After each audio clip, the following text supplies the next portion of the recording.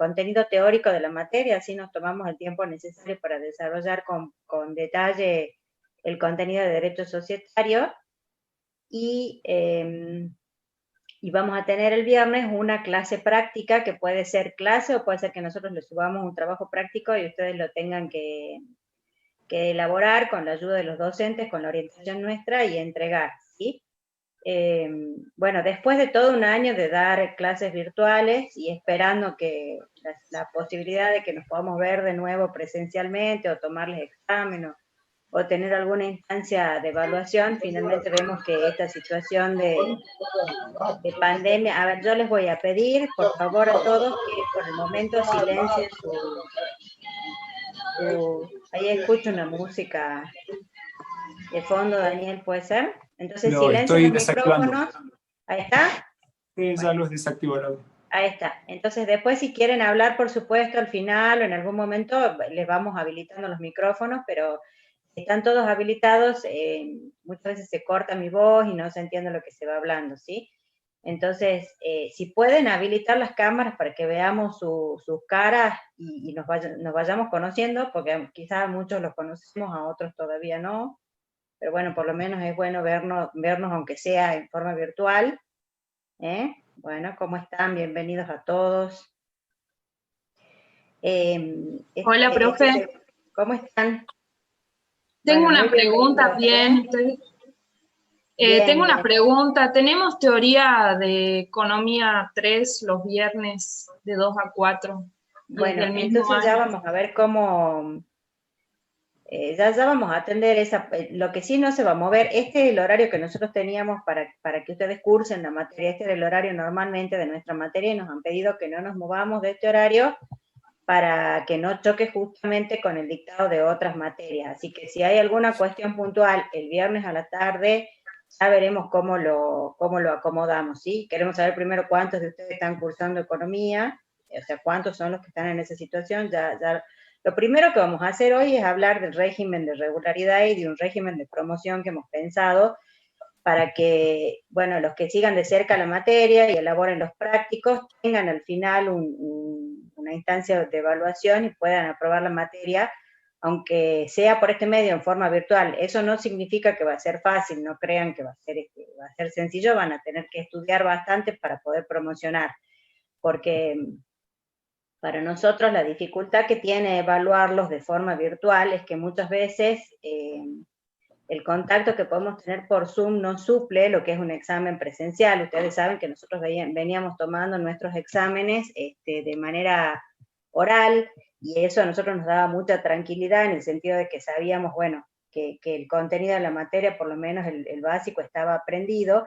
Así que si establecemos ahora una instancia de evaluación virtual, también vamos a tener que ver el mecanismo de que, para quedarnos tranquilos de que ustedes se van realmente del curso de la materia habiendo aprendido esta materia, que para ustedes en la práctica después va a ser de uso diario. Digamos, los conocimientos que van a aprender en derecho societario los van a necesitar después para el ejercicio de la profesión.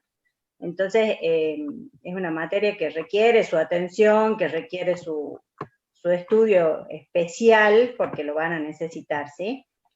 Además de ser una materia que tuvo muchos cambios recientes, pero lo primero que vamos a hacer, acá me dice no tengo cámara en la computadora, no importa, los que no tengan cámara en la computadora pueden chatear o nos pueden mandar los mensajes. A ver, yo voy a ver si alguien nos quitó algo, o vos, Daniel, vas a ir revisando en todo caso cuáles son las inquietudes de ellos. Sí, yo lo primero que voy a hacer es mostrarles cuál es el régimen de... Y si no, la señal dice que... Ahí está. Muy bien. Silencien los celulares, porque realmente esto de las clases virtuales se ha prestado a cada situaciones graciosas. Bueno, todos sabrán. Así que tratemos de evitar bloopers en las clases, de garabatear las pantallas, de todas esas situaciones que se nos puedan presentar. Y si pueden tener habilitada la cámara, es más agradable para nosotros también dar la clase y verles la cara a ustedes, ver cómo son y conocerlos, porque si no es como estar hablando frente a a una máquina, ¿sí? Para nosotros también es bueno verlos a ustedes y saber quiénes son. Bueno, Guadalupe, estas son las pautas. Sí, te escucho, algo, Daniel. bien, bien. Buenas tardes a todos. Guillermo escribe en el chat diciendo de que el horario publicado de esta clase era de 16 a 18. O sea, habría que No, aclarar ha habido que... ha habido un error en el día, que yo en principio se puso 21 y no 22. Y después, me imagino que por la cantidad de personas que están presentes, sí se han enterado de... Chequemos eso, Daniel, de todos modos. Y Sí. si no, si llega a haber algún inconveniente de ese tipo, lo que vamos a hacer es dejar la clase grabada en la plataforma para que también la puedan volver a ver, ¿sí? Tienen que tener en cuenta una cuestión, las clases que se suben a la plataforma, después de transcurrido un tiempo, se borran. ¿Cuánto tiempo están subidas a la plataforma las clases, Daniel? 2 semanas. La 2 grabación semanas. dura 2 semanas desde el día que se grabó. O sea, aunque se grabe hoy y nosotros lo publiquemos mañana, tienen que contar 2 semanas, que son 14 días corridos, y de ahí la clase se borra, porque no hay espacio en la nube como para ir guardando todas las clases de todas las asignaturas. Nosotros usamos Bueno, la nube de la entonces, facultad. perfecto. Entonces, la idea sería que si alguno de ustedes quiere tener las clases guardadas, las pueda ir bajando en su celular, porque si no se van a borrar y después no las van a poder o desgrabarlas o copiar lo que les parezca que les puede servir, ¿sí? Bueno, ¿cuáles son las pautas para el cursado de Derecho Societario este año y con este mecanismo de cursado virtual, ¿sí? Vamos a establecer un régimen de promoción con las siguientes condiciones, ¿sí? Tienen que realizar el 100% de los trabajos y aprobar, el 100% lo tienen que hacer, o sea, no puede haber un trabajo sin realizar. Nosotros en principio vamos a subir 12 trabajos en total, o sea, esos 12 trabajos tienen que estar hechos, de esos 12 trabajos tienen que estar aprobados el 80%, ¿sí? De los trabajos prácticos que vamos subiendo. Y tienen que tener una asistencia a las clases, que a nosotros nos queda registro cuando ustedes ingresan a las clases virtuales del 80% como mínimo, ¿sí? O sea que esas son las 2 primeras condiciones para promocionar. Y finalmente, aprobar un coloquio final integrador con una calificación de 7 o superior a 7, por supuesto, que es sobre el total del contenido de la materia. Vamos a establecer un examen virtual, probablemente por esta plataforma, de preguntas de toda la materia, ¿sí? Para saber si realmente están en condiciones de aprobarla. Ese es el régimen de promoción. Y respecto del régimen de regularidad, tienen que realizar y aprobar el 70% de los trabajos prácticos, ¿sí? Que nosotros vamos, o sea, los mismos trabajos prácticos se van a subir para todos. Para regularizar tiene que tener aprobados el 70% de los trabajos prácticos y realizados. O sea, tienen que tener hechos aunque sea el 70% de los trabajos. Tienen que tener una asistencia del 80%, en los dos casos es igual. Y después al final le vamos a hacer un parcial seguramente mucho más sencillo que un coloquio, que va a hacerse con un método de multiple choice para saber si están en condiciones de quedar regulares. O sea, por supuesto, la exigencia para la regularidad va a ser menor que para la promoción. Bueno, muy bien. Hasta acá, ¿qué dudas tienen sobre el régimen de cursado? Voy a tratar de dejar de compartir para verlos a ustedes. Hola, profe. Julieta Sí. habla. Hola, Julieta. Decime. Quería consultarle la asistencia, cómo se va a controlar. Y el año pasado había 2 comisiones, si se van a volver a separar o vamos a trabajar con una única. No, vamos a trabajar con una única comisión. Si son muchos inscritos, puede ser que nos dividamos para la corrección de los trabajos prácticos en comisión 1 y comisión 2, pero en principio las clases son las mismas para todos los docentes vamos a dar clases en la materia, porque trabajamos en las 2 comisiones. ¿Y qué otra pregunta me habías hecho? ¿Cómo vamos a controlar la asistencia? Sí. Cuando ustedes ingresan a la clase, queda registrado el ingreso, por eso les pedimos que ingresen por la plataforma, ¿sí? ¿Es necesario que para que quede registrado que ingresen por la plataforma, Daniel? Sí. ¿Sí? No se te escucha. Habilita el micrófono. Ahí está. Ahí está. Principiante. Que nosotros, aunque ellos no ingresan por la plataforma, cuando entran a la reunión, nosotros los podemos registrar. Bueno, entonces el ingreso de ustedes va a quedar registrado de alguna manera. Es lo que hicimos durante el primer cuatrimestre con derecho privado, ¿sí? O sea, tenemos nosotros un registro de quienes están concurriendo a las clases. Entonces, por eso es importante que si tienen alguna situación personal, por ejemplo, hoy un alumno justificó su inasistencia, nos manden a nosotros algún tipo de justificación para que nosotros lo tengamos en cuenta, porque realmente el porcentaje sí se va a controlar, el porcentaje de asistencia a las clases, ¿sí?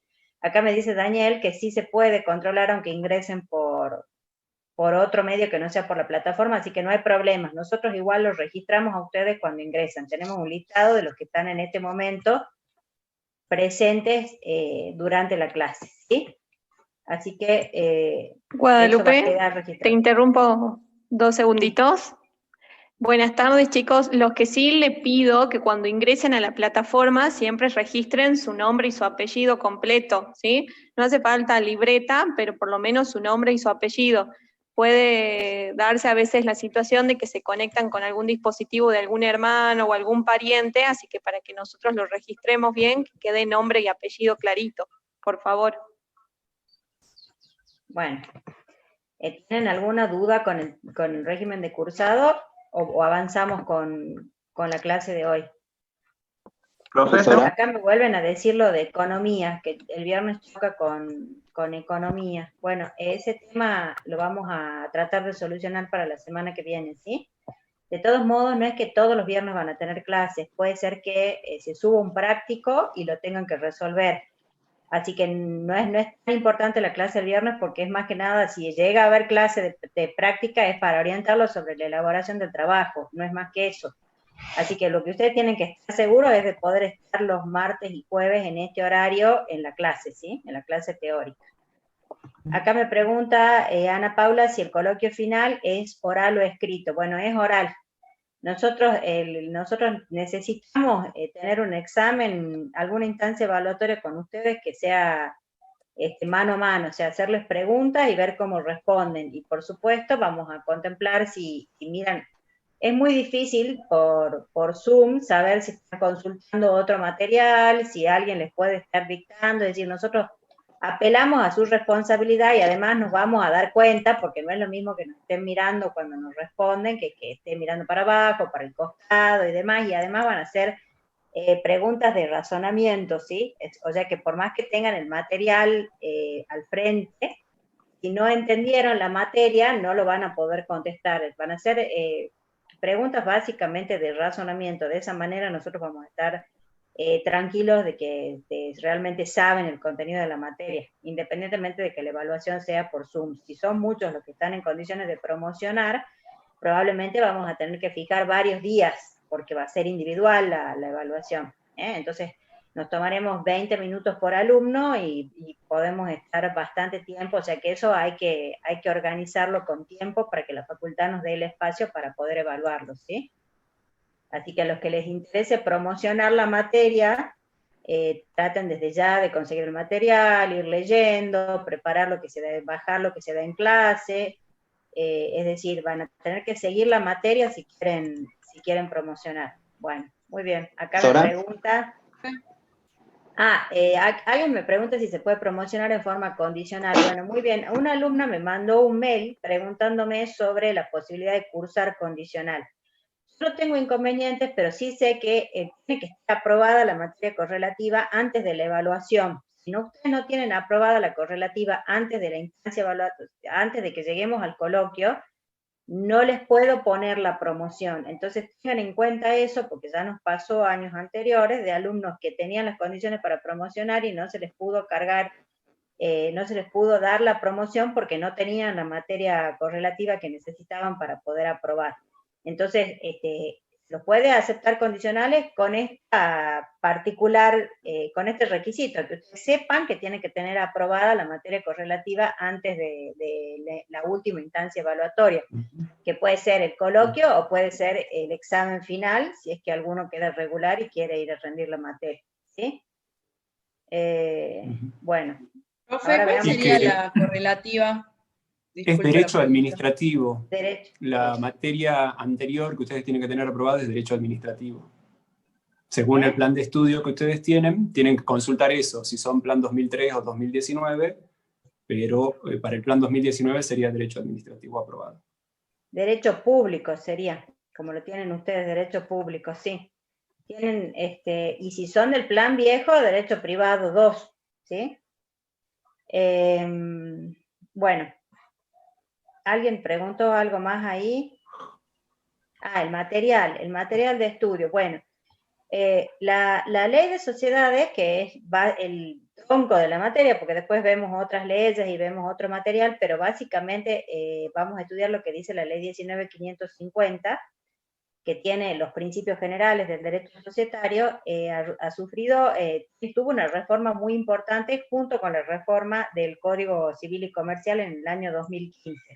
Entonces, la primera cuestión que tienen que saber es que no busquen material anterior al año agosto del 2015 porque está desactualizado y no les va a servir para estudiar. De ahí, cualquier manual que se haya publicado después de la reforma les va a servir para estudiar la materia. En este momento hay un manual elaborado por Vítolo, hay un manual elaborado por el doctor Nissen, todos están en la biblioteca.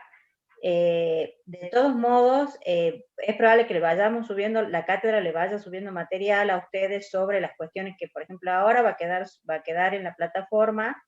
Las diapositivas que yo voy a utilizar para dar la clase van a estar en la plataforma, y algún otro material que nosotros podamos elaborar desde la cátedra, pero si hay algún tema sobre el que no les estamos dando nosotros el material, siempre busquen en manuales posteriores al año 2015, ¿sí? Eso lo tienen que tener presente. Igual la ley, si la van a bajar de Infoleg o la van a imprimir, siempre busquen que sea una versión actualizada de la ley. ¿Está bien? Bueno. ¿Arrancamos con la clase? Profe. Sí. Dos consultas. ¿La ley que está subida en la plataforma está actualizada? ¿La ley de sociedades? La ley que está subida en la plataforma está actualizada el año pasado, creo que se la subió el año pasado. Puede ser que alguna cuestión puntual, por ejemplo, como los aumentos y reducción de capital, que debe haber sufrido una reforma ahora con motivo de la emergencia, puede haber una pequeña modificación, pero la que está subida el año pasado está actualizada. De todos modos, ustedes saben que hay una página que es oficial, que es del Ministerio de Economía de la Nación, que ahora se las voy a escribir, a ver si puedo, acá se las escribo, ¿no? Bueno, después se las escribo en una pantalla para que la vean. A ver, ya mismo se las escribo, para que no me olvide el final. Me dan un segundo, ya se las escribo. Donde pueden bajar todas las normas actuales a nivel nacional que están vigentes. A ver.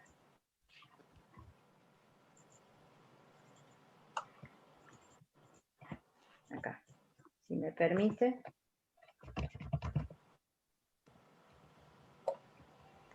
Infoleg.gov.ar, esa página les permite buscar, es con minúsculas, ahí está, cualquier norma y tiene la última versión. Ustedes fíjense que van a tener ahí un texto de la norma y después dice texto actualizado de la norma, si ingresan a esa página y bajen siempre el texto actualizado de la norma, ¿sí? Entonces ahí se aseguran que la versión que ustedes están manejando de la ley 19.550 es la que realmente está actualizada. Así que en esta materia es importante porque la verdad que puede haber modificaciones importantes de un año a otro. Bueno, ustedes, cuando hemos visto sujetos que ejercen el comercio, hemos estudiado personas físicas y personas jurídicas, ¿sí? Y hemos estudiado la clasificación. A ver, ahí están haciendo preguntas. ¿Contesto? Ahí está, perfecto. Bueno, muy bien. Vamos a ver. Han estudiado la clasificación de personas jurídicas que está en el Código Civil y Comercial, ahora, ¿sí? Bueno, el Código Civil y Comercial incorpora una regulación general sobre las características, ¿sí? de las personas jurídicas en general. Esos principios que están ahí, que están en el artículo 151 y siguientes del Código Civil y Comercial, que hablan de las características esenciales de cualquier persona jurídica, son aplicables a las sociedades que nosotros vamos a estudiar en esta materia. Como ustedes saben, cuando se reformó el Código Civil y Comercial, dejaron los principios generales del derecho privado, que se aplican a todas las ramas del derecho privado, están en el Código Civil y Comercial. Y después tienen normas que no han sido, si bien han sido reformadas, como la ley 19.550 o alguna otra ley que quedó afuera del Código Civil y Comercial, normas, los que enseñan esto dicen que es como un planeta y sus satélites, es decir, el planeta es el Código Civil y Comercial, y todas las normas que son microsistemas jurídicos, como la ley de sociedades comerciales, la ley 19.550, que ahora se llama ley de sociedades, no ley de sociedades comerciales, utilizan los principios generales del Código Civil y Comercial, y por otro lado tienen regulaciones específicas que atienden a la particularidad de lo que son las sociedades comerciales, o por ejemplo en el caso de concursos y quiebras pasa lo mismo, es decir, son normas que están por afuera del código, que no han sido incorporadas al cuerpo del código, pero que quedan alcanzadas por las disposiciones generales del Código Civil y Comercial. Entonces, cuando ustedes ahora estudian derecho societario, tienen que ver lo que dice el Código Civil y Comercial y lo que dice la Ley 19.550. Es decir, no se pueden quedar solamente con lo que dice la Ley General de Sociedad. Eso lo tienen que tener presente. Entonces, por lo menos una lectura de lo que dice el código respecto de las personas jurídicas. Acuérdense que había una gran clasificación que dividía a las personas que pueden actuar en el comercio en personas humanas, ahora se llaman personas humanas, que somos todos nosotros, y personas jurídicas, ¿sí? Siempre la persona jurídica se define por oposición a la persona humana. Bueno, ahí está la definición que da el código, ¿sí? Que son entes susceptibles de contraer obligaciones para el cumplimiento de su objeto y los fines de su creación. Eso que dice al final es importante porque normalmente cuando ustedes hablan de la capacidad que tiene una persona humana para ejercer actividades comerciales, en teoría, en abstracto, no tiene ningún tipo de limitación. Es decir, una persona humana puede hoy dedicarse, por ejemplo, a la agricultura, mañana dedicarse a vender autos, pasado mañana dedicarse a ejercer su profesión de médico, es que tiene título habilitante, y así sucesivamente. Es decir, no tiene ninguna prohibición legal para desarrollar todas las actividades que quiera en la medida en que lo pueda hacer. Una persona humana no tiene limitaciones, el principio es que no hay limitaciones respecto de su capacidad. En cambio, la persona jurídica nace para un fin determinado, ¿sí? Ese fin determinado está establecido, está limitado en su instrumento de creación. Entonces, la capacidad que tiene la persona jurídica para actuar en la vida del comercio, en este caso, que es lo que a nosotros nos interesa, o para realizar cualquier acto, está limitada por el objeto para el que ha sido creada. Es decir, la persona jurídica no puede, y en este caso las sociedades no pueden hacer cualquier cosa, no pueden hacer lo que se les ocurra, sino que tienen que orientar su actividad, ya sea en forma directa o indirecta, a conseguir el fin para el que han sido creadas. Eso es un elemento después de interpretación muy importante cuando se analiza la actividad de los administradores, cuando se analiza si el acto es oponible a la sociedad o no es oponible a la sociedad. Bueno, es un criterio que hay que tener presente y lo van a ver después aplicado más adelante. Y ya vamos a ver cómo está plasmado ese requisito dentro del estatuto de las sociedades y dentro del contrato cuando nacen las sociedades. ¿Dónde queda eso? ¿Dónde se hace patente ese requisito de que tiene que haber un objeto, una finalidad por la cual se da nacimiento a esa persona jurídica? Bueno, ¿cuáles son las características en general de cualquier persona jurídica? Yo acá sí les voy a ir preguntando, y si quieren, bueno, todas las preguntas que tengan respecto del régimen de promoción las dejamos para el final, ¿les parece? Así avanzamos con el tema de la clase, y después al final podemos ir aclarando. De todos modos, las pautas de cursado van a quedar subidas en la plataforma para que cualquiera de ustedes las pueda leer, ¿eh? Y también vamos a subir el cronograma de clases para que lo tengan claro. Entonces, primera cuestión.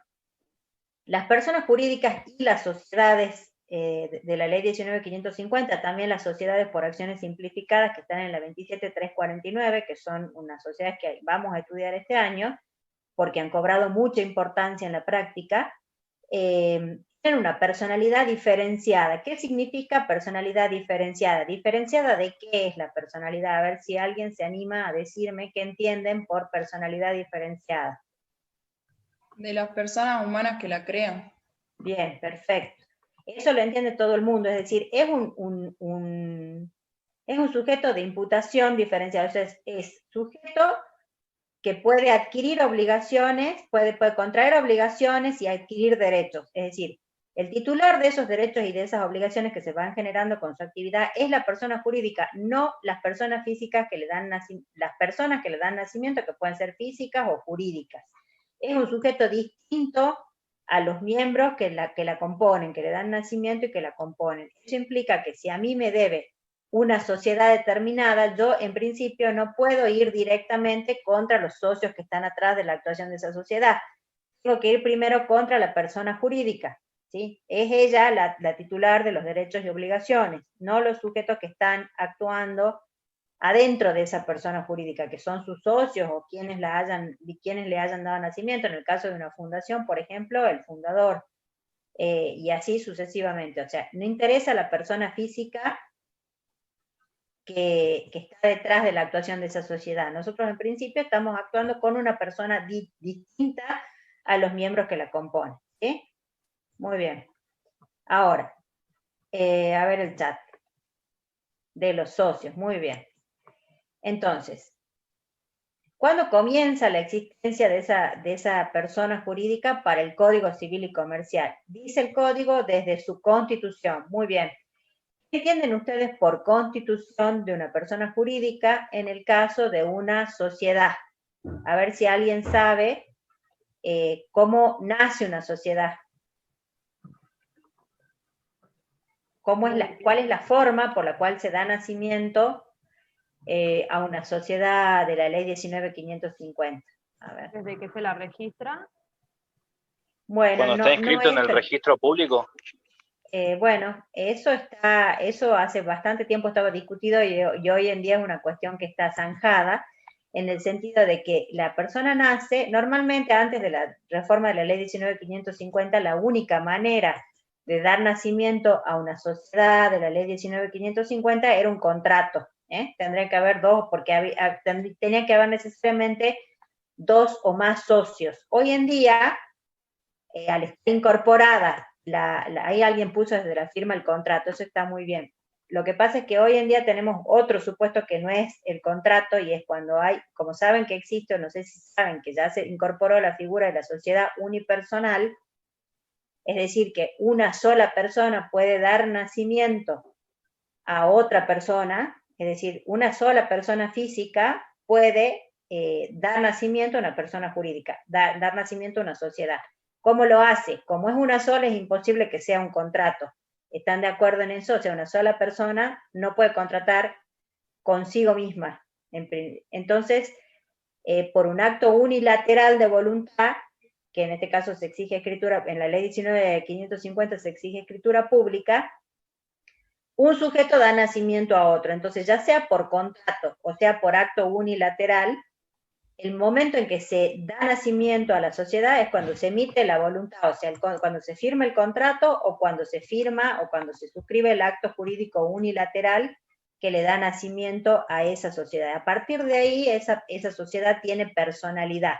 Ahora, el camino que tiene que recorrer para su inscripción en el Registro Público de Comercio condiciona después el régimen de responsabilidad y una serie de cuestiones. O sea, no quiere decir el hecho de que yo les esté explicando que nace con la Constitución, es decir, con la celebración del contrato o con la firma del acto unilateral, no quiere decir que no sea necesario el trámite posterior de registración para que quede constituida regularmente, como se decía antes, pero para que quede concluido el trámite de constitución, lo cual asegura que esa sociedad no va a entrar dentro de un supuesto que tenemos ahora en la ley, que antes se llamaba irregular y ahora se llaman sociedades residuales, que tienen un régimen de responsabilidad diferente y un régimen de actuación diferente al de aquellas sociedades que completaron su trámite de constitución en el Registro Público de Comercio, ¿sí? Pero la existencia de ese sujeto como persona jurídica diferenciada de sus miembros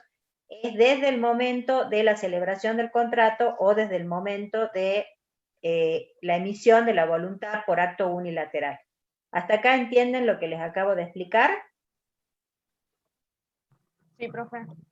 ¿Sí? ¿Está todo bien? Bueno, muy bien. Entonces, la clasificación que tiene el código es, primero, una gran clasificación en públicas y privadas. ¿Saben? Dentro del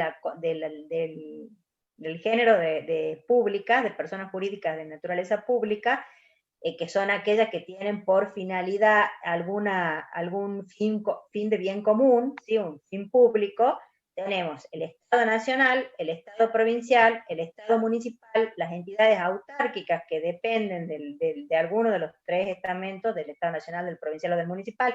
Por ejemplo, en la provincia de Salta tenemos como entidad autárquica el ente regulador de los servicios públicos. Por ejemplo, el ente regulador, al ser una entidad autárquica, tiene personalidad diferenciada del resto de la organización de la administración, pero como tiene una finalidad pública, sigue siendo una persona de derecho público. Es decir, dentro del Estado, dentro de los estados nacional, provincial o municipal, puede haber sujetos de derecho público distintos de la administración central. Y después también está dentro de esa clasificación la Iglesia Católica. La Iglesia Católica es considerada una persona de derecho público en nuestro sistema jurídico.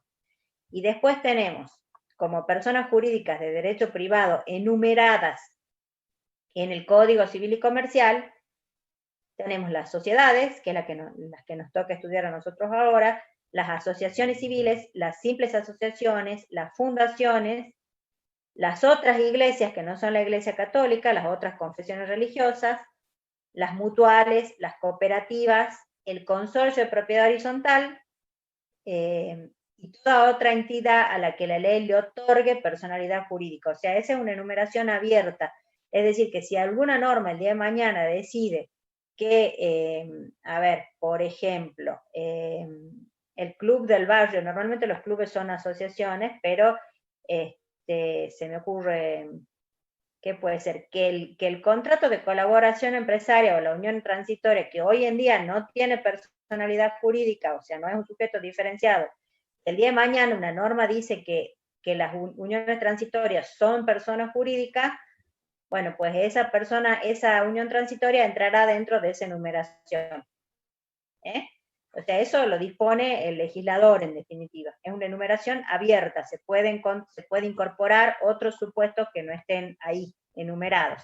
Ahora, yo les pregunto así de este primer pantallazo que tienen respecto de la clasificación del Código Civil y Comercial, ¿qué les parece que puede diferenciar a una sociedad de la Ley 19.550 y a una asociación civil, por ejemplo? ¿Qué sería el elemento que los diferencia fundamentalmente a los dos sujetos?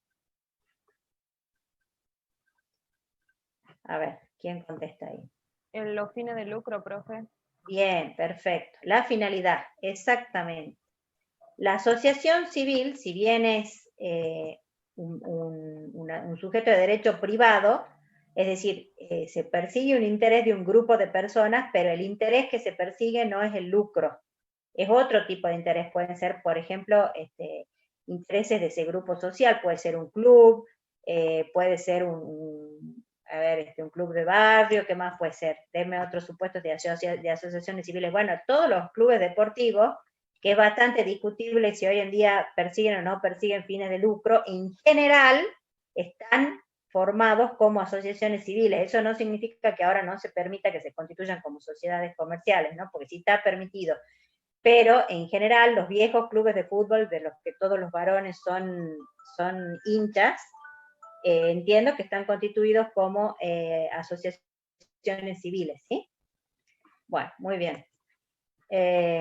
Nosotros ahí tenemos un sujeto que sí nos interesa, que son las cooperativas, además de las sociedades, porque si bien hay diferencias entre el régimen de las sociedades y el régimen de las cooperativas, sí son actores de la actividad comercial. Normalmente las cooperativas son consideradas sujetos de derecho vinculados al comercio, igual que las sociedades. O sea, ahí el fin de lucro está encuadrado de otra manera que en las sociedades comerciales, pero persiguen una finalidad de lucro, que en este caso vuelve directamente a los socios, no queda en cabeza de las cooperativas, pero las cooperativas sí son sujetos que son tenidos en cuenta para el derecho comercial. Bueno, hablar de derecho comercial hoy en día es una antigüedad, porque se habla de derecho privado, pero la verdad que antes de la unificación había dos grandes ramas, y todo lo que tenía que ver con la actividad comercial estaba dentro del derecho comercial, y todo lo que tenía que ver con la actividad civil, que se entendía que no tenía fines de lucro, estaba dentro del derecho civil. Hoy en día esa diferenciación ya no existe. No existe en la legislación, pero en la práctica sí hay criterios diferentes sobre todo para juzgar en caso que haya algún conflicto judicial, o cuando hay que interpretar algún contrato. No es lo mismo que un contrato persiga una finalidad comercial que no la persiga. O sea, sigue existiendo en la práctica la diferencia entre realizar una actividad que tiene fin de lucro o realizar una que no la tiene, por más que en los papeles, en el derecho, esa diferenciación esté desdibujada, esté muy, muy desdibujada ya a esta altura del partido. Bueno, muy bien. ¿Cuáles son los atributos de las personas jurídicas? Y esto, ¿por qué lo vemos? Porque se aplica directamente a nuestras sociedades de la Ley 19.550, y también se aplica a nuestras sociedades de la Ley 27.349, que es la sociedad por acciones simplificadas, ¿sí? En los dos casos, estos atributos de los que habla el Código Civil y Comercial también los vemos en nuestras sociedades, ¿sí? Primero, todas tienen un nombre, todas tienen una forma de identificarse en la vida, en su vida. Normalmente cuando nosotros tenemos una sociedad, una persona jurídica que es una sociedad, esa persona jurídica puede tener dos formas de identificación, que es la denominación y la razón social. Ya vamos a ver cuáles son las diferencias entre denominación y razón social.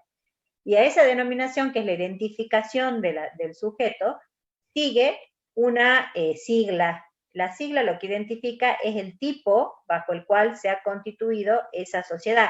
Por ejemplo, ustedes van a ver y observan en las cartelerías o en las facturas o en los papeles de comercio en general, en la medida que les llegan, si quieren googleen en internet, hay infinidad de papeles de comercio subidos que van a ver la identificación del sujeto, por ejemplo, la Veloz del Norte, y a continuación SA. Bueno, ese SA, que es el aditamento, a nosotros nos indica qué tipo de sociedad es aquella sociedad con la que yo estoy contratando. O sea, el hecho de que sea SA, SRL, o sociedad colectiva, o sociedad por acciones simplificadas, a mí me indica cuál es el régimen legal bajo el cual se constituyó esa sociedad, me puede dar una pauta bastante cierta de cómo es la organización interna, me tiene que indicar quién la representa, quién es el órgano que representa, quién es el órgano que administra y quién representa a esa sociedad.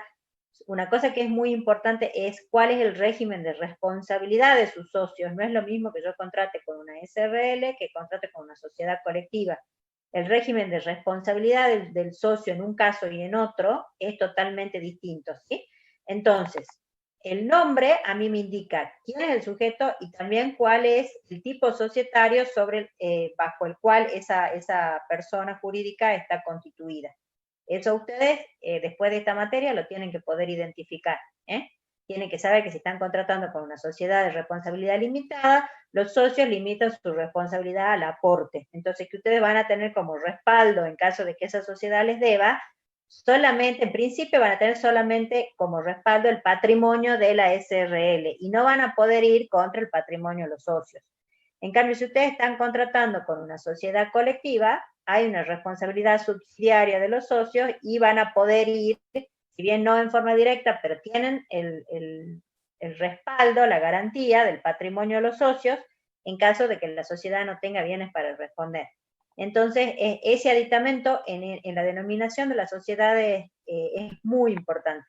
Les indica, eso tiene mucha información para ustedes, y ustedes tienen que saber qué hay detrás de esas siglas, ¿sí? Bueno, primera cuestión con el nombre. Bueno, ¿qué es denominación y qué es razón social? Denominación es un nombre de fantasía, se me vienen muchos a la cabeza, ustedes todo el tiempo están viendo, por ejemplo, a ver, nombres de marcas de ropa, ojo con eso, porque muchas veces una sociedad puede tener una marca o un nombre comercial que no coincida con la identificación de la sociedad, ¿sí? Puede ser, por ejemplo, que se me ocurre en este momento, Cosalta, que es una cooperativa, pueda tener una marca, un establecimiento identificado con, yo no sé si la leche, en este momento estoy dudando, pero no sé si la leche Mu, por ejemplo, es una marca de Cosalta, no estoy segura, lo tengo que chequear, pero muchas veces las sociedades comerciales que tienen su propia identificación, porque son sujetos y se identifican de alguna manera, a su vez tienen una serie de marcas, productos y nombres comerciales que tienen valor, que no son exactamente los mismos o que no coinciden con su identificación como persona jurídica. Ojo, ahí está, Cepita de Coca-Cola, perfecto. Bueno, esa es una marca, esa es una marca de Coca-Cola. Entonces, ustedes tendrían que poder diferenciar, por ejemplo, cuando llega a poder de ustedes una factura, muchas veces en el logo que ven arriba, yo hoy les quería traer fotos de eso, pero bueno, ya no puedo compartir tantas pantallas porque si no los voy a marear. Pero en el logo que ven arriba, a veces está en un lugar grande la identificación comercial de esa empresa, de ese fondo de comercio, y abajo está la persona física que explota esa empresa. Ese nombre, esa denominación de la empresa y de la persona física puede coincidir o puede no coincidir. O sea, puede ser que la empresa, el establecimiento tenga un nombre e incluso que sea conocido en el comercio con ese nombre, pero ese no sea el sujeto que está detrás de esa actividad. Entonces, cuando ustedes están contratando con una persona jurídica, tienen que saber que el contrato lo tiene que firmar el sujeto, bueno, lo tiene que firmar el representante del sujeto persona física, que muchas veces no coincide con la identificación del establecimiento. ¿Eso lo entienden? Esto que les estoy diciendo lo ven, ahí está, perfecto.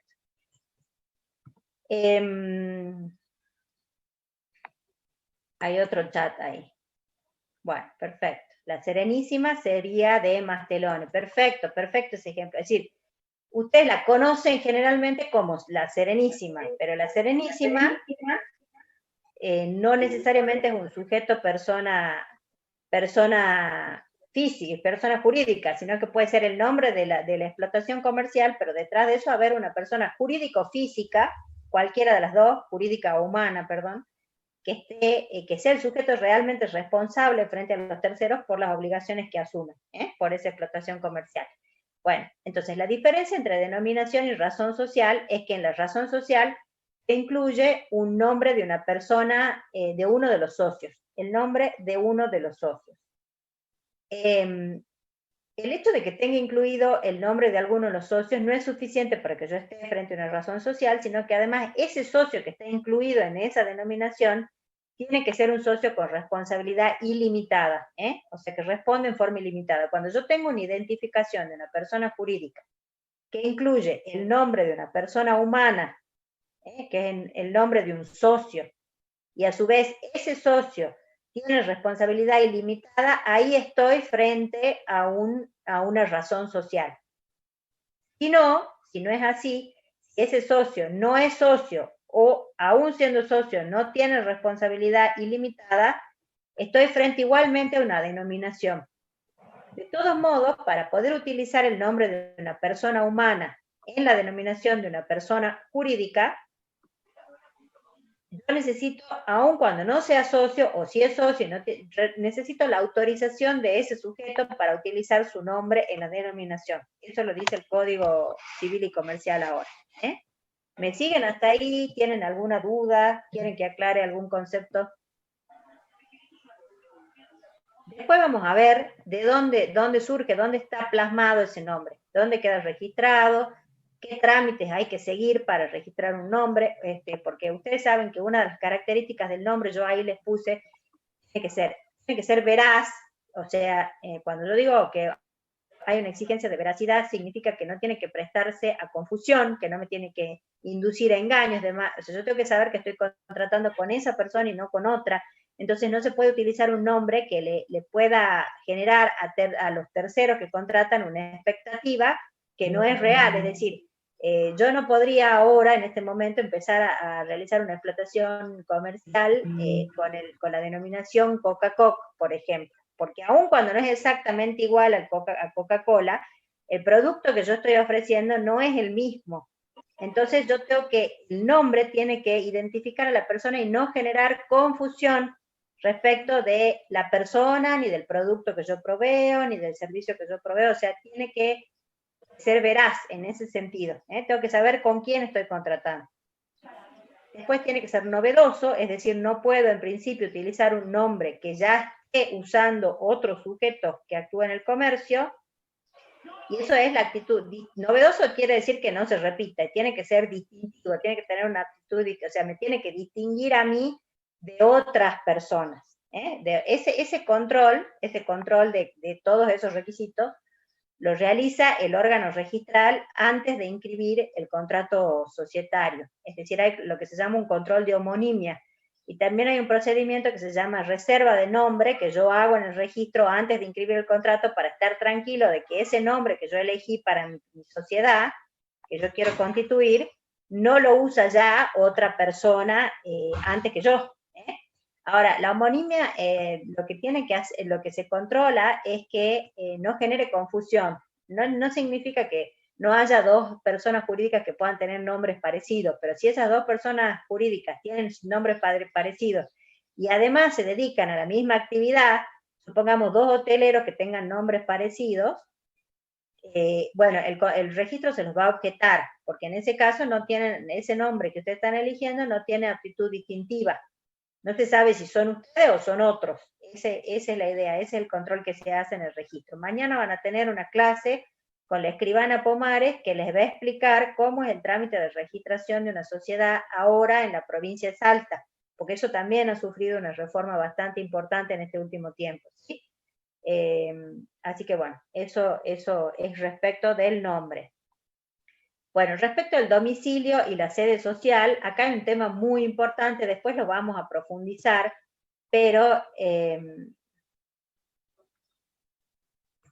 acá hay una pregunta ahí que ya les voy a responder. A ver, antes de entrar al domicilio y sede social, me pregunta una compañera si las sociedades anónimas no tienen razón social. No tienen razón social porque en las sociedades anónimas en ningún caso los socios tienen responsabilidad ilimitada, ¿sí? Y las sociedades unipersonales, bueno, en nuestro régimen de la ley 19.550, las sociedades unipersonales solamente pueden constituirse como sociedades anónimas, de modo que la persona física o la persona que da nacimiento o la persona jurídica que da nacimiento a la sociedad unipersonal, nunca va a tener responsabilidad ilimitada.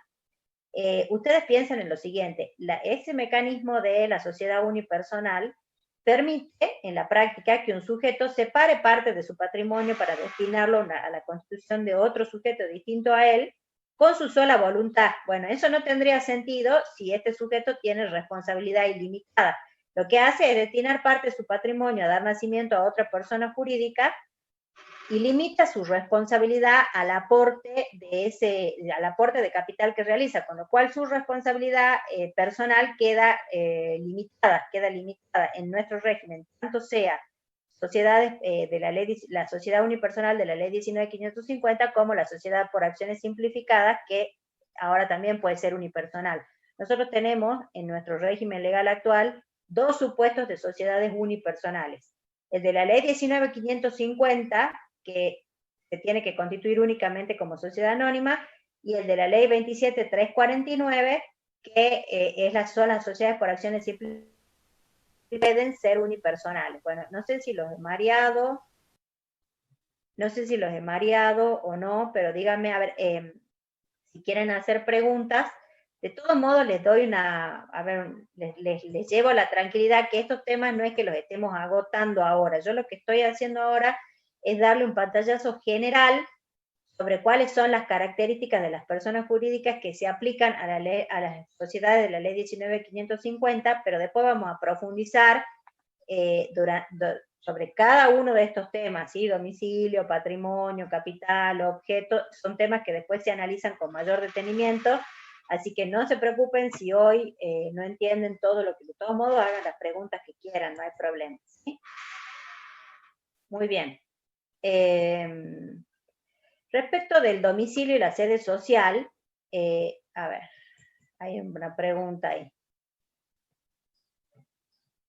Muy bien. Esa ley es la ley de apoyo al capital emprendedor, la 27.349. Dentro de esa ley está ese tipo nuevo, que es las sociedades por acciones simplificadas, que está fuera de la 19.550, pero tiene todas las características de una sociedad de la ley 19.550 y se le aplica supletoriamente las disposiciones de la Ley General de Sociedades, ¿sí? Ahora, respecto de domicilio y sede social, acá hay una cuestión que tienen que entender. Cuando yo hablo de domicilio de una persona jurídica, y específicamente de las sociedades de la Ley 19.550, no hablo del lugar donde está la sede social físicamente. Por ejemplo, Leguizamón 340, por darle cualquier domicilio.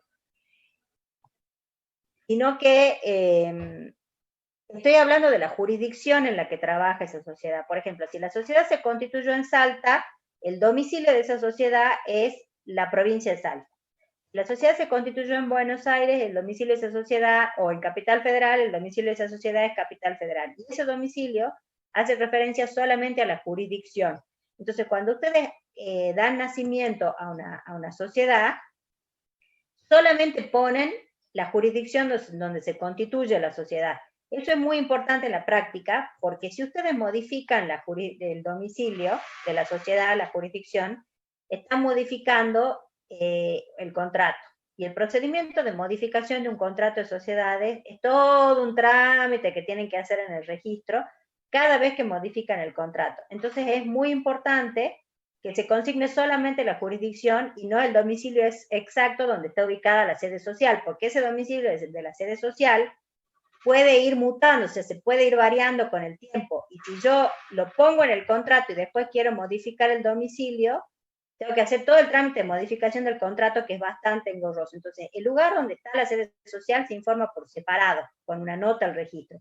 Eso ya lo vamos a ver ahora, incluso si los profesores al final se van a quedar con ustedes analizando la resolución de la Dirección de Persona Jurídica, y ahí van a ver aplicado todo lo que estamos viendo ahora. ¿Sí? O sea, cómo se hace conocer el domicilio, dónde figura el domicilio, cómo se hace conocer la modificación de la sede social y demás. Y cuál es la diferencia entre domicilio y sede social. Pero que les quede grabado que cuando yo hablo de domicilio de la sociedad, hablo de la jurisdicción, de Salta, por ejemplo, de Salta, de Mendoza, de Capital Federal. No hablo del lugar físico donde está la sede social. Bueno, cuando el patrimonio es otro de los atributos de la persona jurídica. Cuando yo hablo de patrimonio, a ustedes seguramente se les viene a la cabeza, como buenos contadores, el concepto de patrimonio. Bueno, ahí ya contesto lo de domicilio real y fiscal. El concepto de patrimonio de la contabilidad, ¿no es así? Bueno, ¿qué significa patrimonio como atributo de una persona jurídica en este caso? No es el patrimonio que ustedes conocen en los estados contables, que es un concepto, es una cifra que puede variar, ¿sí? El patrimonio en este caso yo lo tendría que asimilar con el concepto de capital de las sociedades comerciales. Cuando ustedes hablan en sociedades comerciales, y esto va a dar para una clase y para un taller de capital, es esa cifra que está puesta en el contrato constitutivo que equivale a la suma del aporte de los socios. O sea, es la cifra inicial que aportan los socios para dar nacimiento a la sociedad. Ese capital es el que permite después a la sociedad cumplir con su objeto. Entonces tiene que cumplir con una serie de requisitos que ya lo vamos a analizar en otra clase. Eso es materia de una clase específica.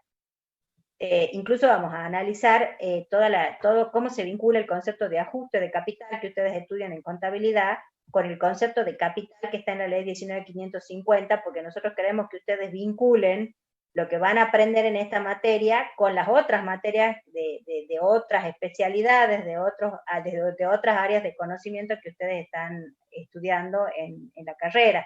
Porque lo importante es que esto que ustedes van a aprender acá se pueda aplicar al trabajo, a la tarea que ustedes van a desarrollar el día de mañana. Entonces, para eso tienen que entender cuál es la relación entre las normas de la ley 19.550 y las normas contables, por ejemplo. Es una cuestión que no está desvinculada, como una cosa va de la mano de la otra. Bueno, el objeto para la ley tiene que ser preciso y determinado, ¿no? Para la ley 19.550. Para la ley 27.349, que es la de la SAS, que es la Sociedad por Acciones Simplificadas, puede ser amplio y plural. Y eso generó una revolución en el derecho societario, porque siempre habíamos hablado de un objeto preciso y determinado. De hecho, así está en el código, así está en la ley 19.550, pero si ustedes se van a ver la 27.349, cuando habla de la SAS, del objeto de la SAS, si alguno lo puede leer, van a ver que dicen que el objeto es amplio y plural. Bueno, el hecho de que sea preciso, determinado o amplio y plural tiene una consecuencia práctica muy importante. Primero, respecto de las actividades que pueden desarrollar en la práctica. No es lo mismo que yo diga que el objeto tiene que ser preciso y determinado, que puede ser amplio y plural, o sea que yo me puedo dedicar a muchas cosas a la vez. Eso fue materia de discusión, ¿no? De mucha discusión cuando salió la ley 27.349. Pero bueno, les doy un pantallazo general porque esto va a ser materia después de estudio. Luego, el tema de la duración. El código respecto a las personas jurídicas, el Código Civil y Comercial, dice que la duración es ilimitada excepto disposición legal. Bueno, muy bien, en la ley 19.550 tenemos la primera excepción. Nuestras sociedades de la ley 19.550 tienen un plazo de duración. Es uno de los elementos del contrato constitutivo, no puede faltar. O sea, yo tengo que tener un plazo de duración para esa sociedad. Primera excepción concreta que tiene la ley respecto del Código Civil y Comercial, ¿sí? Es uno de los elementos que ustedes van a ver en el contrato constitutivo. Y después, todas las personas jurídicas y las sociedades tienen un estatuto, en el caso de la sociedad que está dentro del contrato constitutivo, que tiene las normas sobre gobierno, administración y fiscalización. Muy bien. Hay tres funciones básicas en toda persona jurídica, que son las actividades de gobierno, las actividades de administración y las actividades de fiscalización. Bueno, esas tres funciones, en algunos casos, están diferenciadas, entonces hay tres órganos, por ejemplo, uno que ejerce la función de gobierno, uno que ejerce la función de administración y uno que ejerce la función de fiscalización. Y en algunos tipos societarios, como la sociedad colectiva, esas funciones están confundidas en un solo órgano. Por ejemplo, el mismo socio gobierna, administra y fiscaliza, en el caso de las sociedades colectivas. En cambio, si yo voy a analizar una sociedad anónima, voy a tener el órgano de administración que va a ser el directorio, el órgano de gobierno que va a ser la asamblea y el órgano de fiscalización que va a ser la sindicatura o el consejo de vigilancia. Eso no se asusten porque lo vamos a estudiar y cuando termine esta materia ustedes van a salir sabiendo eso que yo les acabo de decir, cómo están regulados, cuál es la organización interna, qué funciones tienen, bueno, y demás. Pero a mí me interesa que ustedes, cuando yo les hablo de actividad de fiscalización, es bastante fácil. Ustedes me pueden dar ya, seguramente, a ver, yo los escucho, dos ejemplos de actividades de fiscalización que se podrían hacer dentro de una persona jurídica. ¿Qué sería una actividad de fiscalización dentro de cualquier persona jurídica? A ver, ¿qué se les ocurre? ¿Qué hace un órgano de fiscalización? ¿Controla? Y controla, pero dígame algo específico, por ejemplo. ¿Qué puede hacer en ese marco de control? Puede pedir información, puede pedir que le eximan los estados contables, puede pedir rendición de cuentas, puede pedir, bueno, todas esas son actividades de fiscalización. Informe sobre deudas. Bien, perfecto, perfecto. Ahora, si yo les digo que diferencien actividad de gobierno y actividad de administración, eso ya no resulta tan fácil. No resulta tan fácil. De hecho, a veces hay que verlo en cada caso concreto. No es tan fácil, la línea divisoria no está tan clara. Pero en líneas generales, un criterio para diferenciar la actividad de administración de la actividad de gobierno es que el órgano de administración, supongamos la gerencia, la SRL, lo que hace es gestionar la actividad diaria de esa sociedad para que consiga su objeto. O sea, un órgano de administración contrata con proveedores, paga a los deudores, paga a quienes debe, paga a los empleados, realiza las declaraciones juradas de tributo, es decir, todo lo que hace a la gestión del objeto social, a la gestión diaria del objeto social, esas son actividades de administración. Ahora, las actividades de gobierno son actividades que tienen que ver con la toma de decisiones que son trascendentes para la vida de la persona jurídica.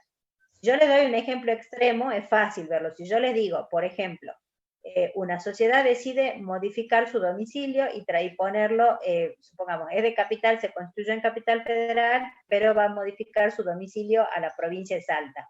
Esa es una decisión de gobierno, porque está modificando el contrato social, está tomando una decisión trascendente para la vida de la sociedad y de los socios, porque puede llegar a afectar las obligaciones y derechos de los socios, esa decisión. Ahora, hay otras decisiones que están en el límite. Por ejemplo, el aumento de capital no siempre, o la ejecución de determinadas decisiones que toma la asamblea en la sociedad, el aumento de capital siempre es una decisión de gobierno. Pero, por ejemplo, la venta de un bien de mucho valor de una sociedad, en algunos casos puede ser una decisión de gobierno y en algunos casos puede ser una decisión de administración, según el tipo de societario, según la decisión que se tome. Pero el criterio general es que las decisiones que tienen que ver con la actividad de gobierno modifican trascendentalmente la organización y la vida y el derecho de los socios de esa sociedad. En cambio, las decisiones de administración están vinculadas con la gestión del objeto social, con la gestión diaria del objeto social. Eso, por favor, que les quede grabado en la cabeza, porque es algo que vamos a tener que tener presente cuando estudiemos después cada uno de los tipos societarios, que lo vamos a hacer a principios del año que viene.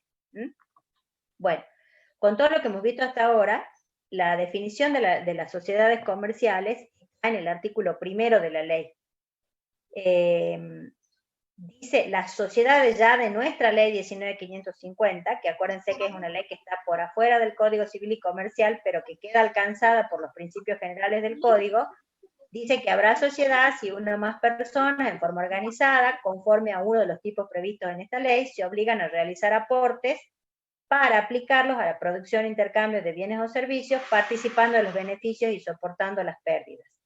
La sociedad unipersonal solo se puede constituir como sociedad anónima y la sociedad unipersonal no puede ser constituida por otra sociedad unipersonal. Bueno, en ese artículo tienen todos los elementos de la sociedad comercial, todos los elementos que definen a una sociedad de la ley 19.550. Bueno, la primera cuestión es cómo nace. Cuando una o más personas en forma organizada, o sea, tienen que asumir una organización determinada, un sistema de organización determinada, conforme a uno de los tipos previstos en esta ley, es decir, ahí está el principio de tipicidad. Cuando la ley habla de uno de los tipos previstos en esta ley, ahí plantea que nuestra ley general de sociedades está organizada, uno de los pilares de nuestra ley de sociedades comerciales es el principio de tipicidad. Se lo voy a explicar más adelante. La obligación de realizar aportes es esencial para la ley de las sociedades de la ley 19.550. Es decir, no puedo ser socio de una sociedad si no me comprometo a realizar aportes. Esos aportes van a ser destinados en definitiva, a la actividad para producir ganancias, para producir beneficios. Y está íncito en la idea de ser socio, de formar parte de una sociedad, percibir los beneficios y soportar las pérdidas. O sea, son elementos que no pueden faltar, esos elementos que están en el artículo primero, no pueden faltar en ninguna sociedad de la ley 19.550. Si no están esos elementos, no tengo una sociedad, tengo otra cosa. Alguno de los socios se libera de soportar las pérdidas, esa cláusula podría ser tratada de nula. Todos tienen nacimiento ahora por un contrato, por un acto unilateral. Y todas, en principio todas, asumen uno para formarse, para crear una sociedad de la ley 19.550, yo tengo que elegir alguno de los tipos que están previstos en la ley. Es decir, yo tengo en la ley 19.550, la estructura de la ley es, primero tengo una parte general, que es la que vamos a ver en esta primera mitad del año, ¿sí?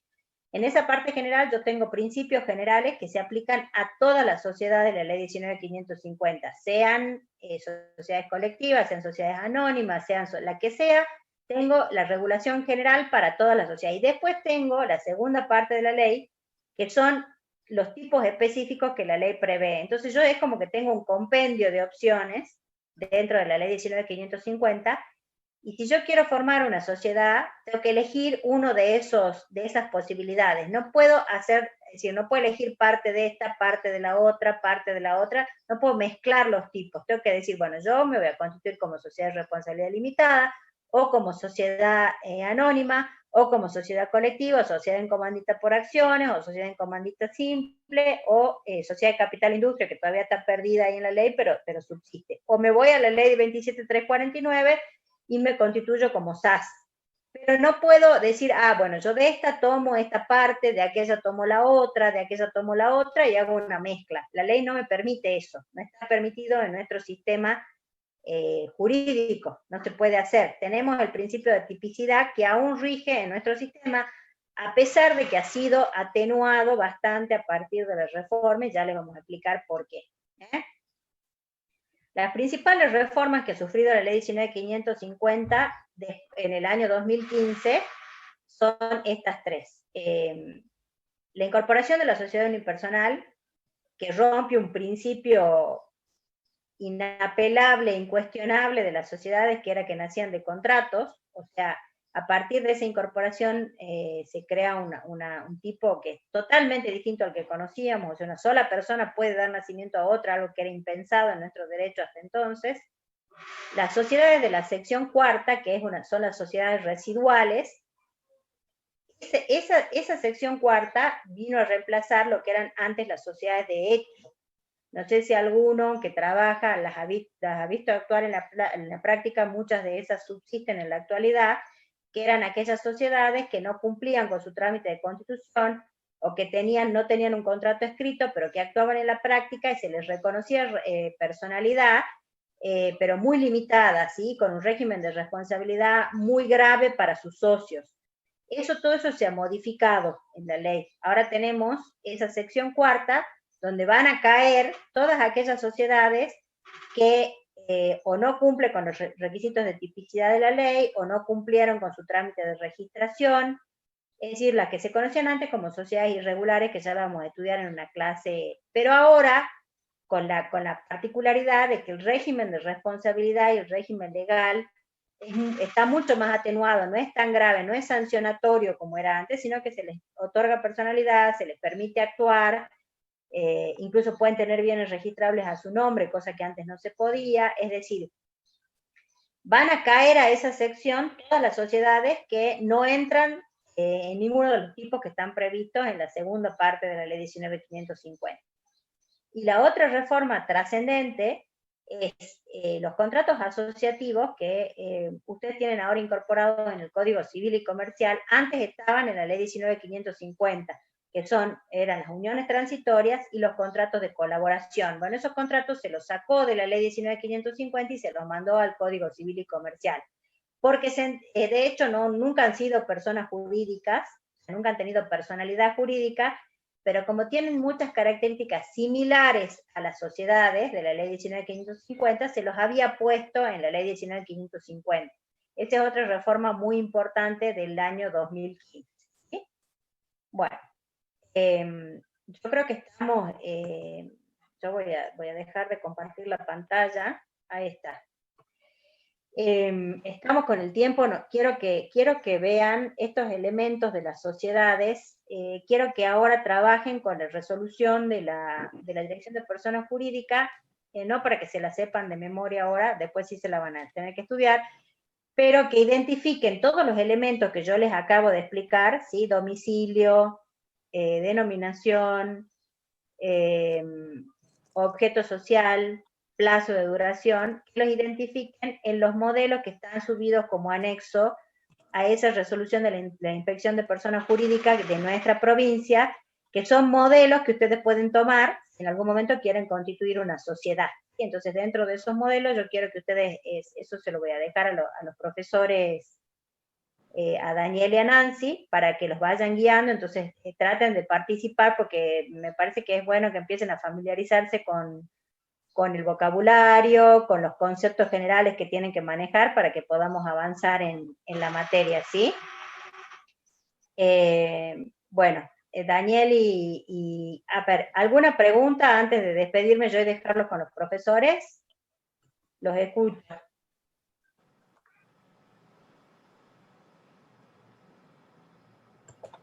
¿Quieren habilitar los micrófonos y hacer preguntas? No tengo problema.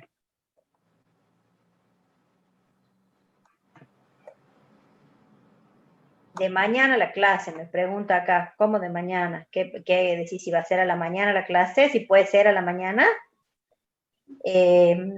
Como te digo, a ver, Guillermo pregunta eso. Ah, la clase de mañana, eso me está preguntando. Bueno, el orden en este caso sí altera el producto. La clase de mañana va a ser a las 2 de la tarde. Si alguno, la dejemos en ese horario porque ya tenemos el horario reservado. Si alguno tiene dificultades, por favor avise, no le vamos a controlar la asistencia mañana hasta que no solucionemos esa cuestión, y va a quedar grabada la clase de mañana, que es la clase de registración, para el que la quiera ver. Ese es un tema muy, muy importante, sobre el que vamos a volver más adelante, pero me parece que es importante escucharla. Si no lo pueden hacer en forma directa en el horario, la escuchan después a la clase, no hay problema, ¿sí? Bueno, o sea, eso para Agustín también. O sea, después la podés escuchar la clase, que va a quedar subida en el sistema. Bueno, entonces, para no perder más tiempo, la vamos a dejar. Bueno, después lo avisan en la plataforma. Manden un mensaje en la plataforma para que no sea ahora, porque realmente es complicado registrar esa justificación en este momento, ¿sí? Los voy a dejar con los profesores. Yo me voy a despedir.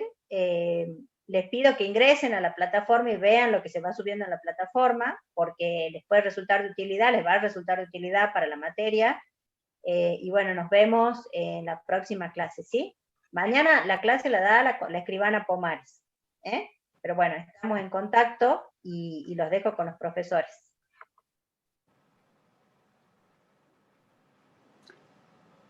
Bueno, nosotros seguimos. Antes de avanzar, quería responder ahí una pregunta que quedó en el chat con relación al domicilio. Cuando la profesora Villagrán hablaba del domicilio, ustedes escucharon que ella hacía referencia al domicilio que establece la sociedad en el estatuto jurídico, y alguien preguntó con relación al domicilio especial y al domicilio fiscal.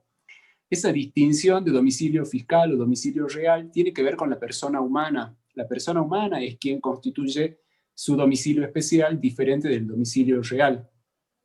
En cambio, la persona jurídica, la persona ideal, tiene su domicilio establecido en el estatuto, y el estatuto determina qué es la base o el lugar donde se encuentra la persona jurídica y donde se va a notificar todo. Dentro de todo lo que se notifica, se le notifican las cuestiones tributarias, que sería su domicilio fiscal. Así que los gravámenes y todo lo que tenga que pagar al fisco es en base a ese domicilio que denunció como el domicilio especial dentro del estatuto. ¿Sí? No sé si fui claro, pero ustedes tengan en cuenta que cuando hablaban de la persona humana, hablaban del domicilio real, del domicilio especial. En la persona jurídica ya no tenemos esta situación, sino que directamente hablamos del domicilio especial que constituye la persona jurídica. Acabamos de compartir nosotros en el chat, no sé si pudieron descargarlo o si tienen para verlo. Bien, gracias. El anexo número 1 de la resolución 1001 del año 2019 de la Subsecretaría de Personas Jurídicas de la provincia de Salta. Si lo puedo compartir de nuevo, a ver, ahí lo compartimos de nuevo.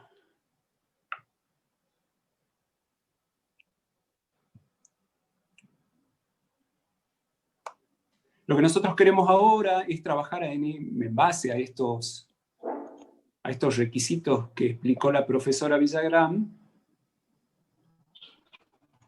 Ahí fue de nuevo. En base a esos requisitos, ¿cómo son al momento de la Constitución? Si ustedes leen la resolución, es una resolución de fines del año pasado, que lo que primero tuvo en cuenta fue la inscripción de manera digital de las sociedades o de las personas jurídicas. Y establece ahí cuál es el régimen, cuál es la forma. Y en su anexo número 1, lo que trae la resolución es de darnos diferentes modelos o diferentes opciones de cómo puede hacer uso el interesado al momento de presentar cada una de las notificaciones. Yo les pido, si ustedes tienen para abrirlo, nos gustaría que trabajemos con el modelo número 1 que está en la página 2. Yo voy a tratar de compartir la pantalla, a ver si pueden identificarlo.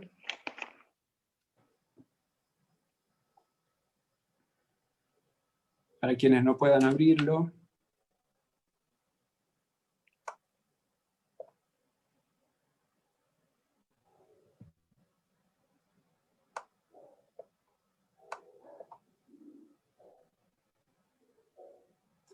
Nosotros en las próximas clases...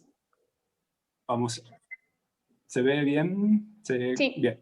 Cuando nosotros trabajemos en las próximas clases, vamos a ir detallando cómo es un estatuto, un acto constitutivo, cómo es el estatuto, y dentro de eso vamos a ir analizando las posibilidades que tiene o de libertad que permite la ley. Si ustedes recuerdan recién lo que dijo la profesora Villagrán en el artículo 1 y en el artículo 2 de la 19.550, hay un marco legal que es muy específico. ¿Qué significa eso? Al mismo tiempo que estamos hablando de una ley de orden público, que las partes no pueden dejar de lado y que tienen que atenerse a eso para constituir una sociedad. Por eso es que la Dirección de Personas Jurídicas de Salta crea estos formatos o estos modelos como para que las partes usen o para que tengan una guía. Y después las partes, obviamente, en base a su libertad, ampliarán o cambiarán lo que consideren necesario.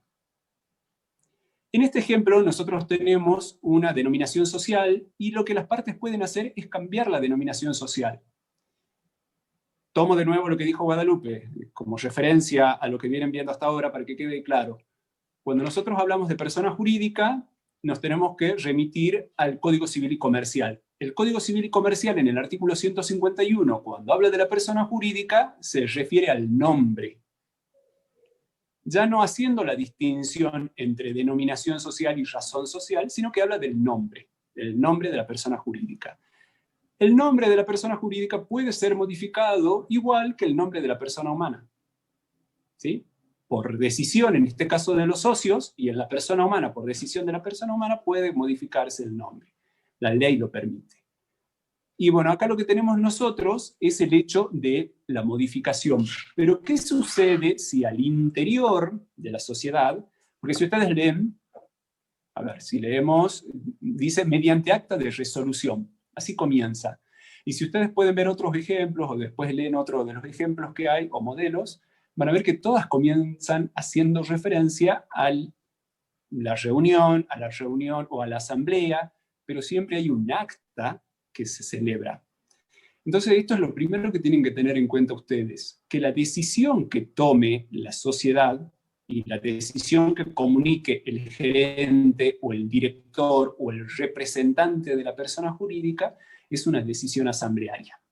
Eso es algo que vamos a ver también más adelante. Pero sí es importante que desde ahora ustedes tengan en cuenta que todo eso que se decide tiene que estar plasmado en un acta.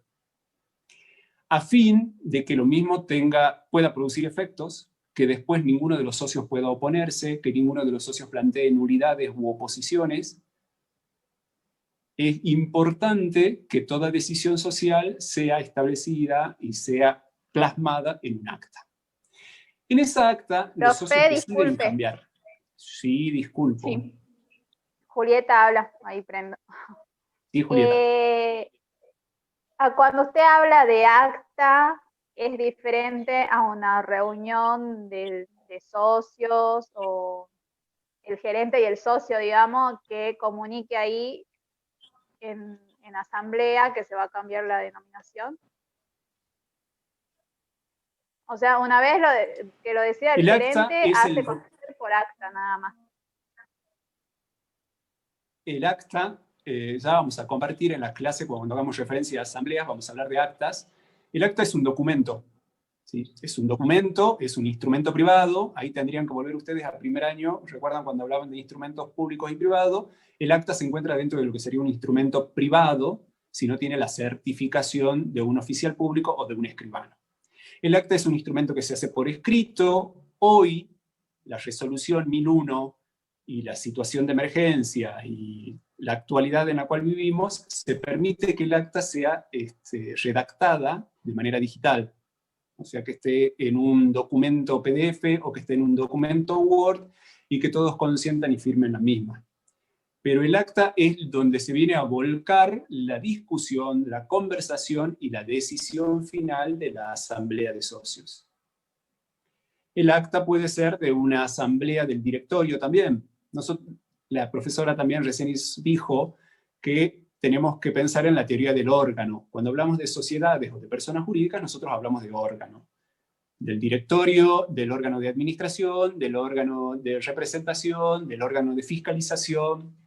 ¿Se comprende? Y cada uno de esos órganos puede tomar decisiones y esas decisiones la vuelcan en un acta.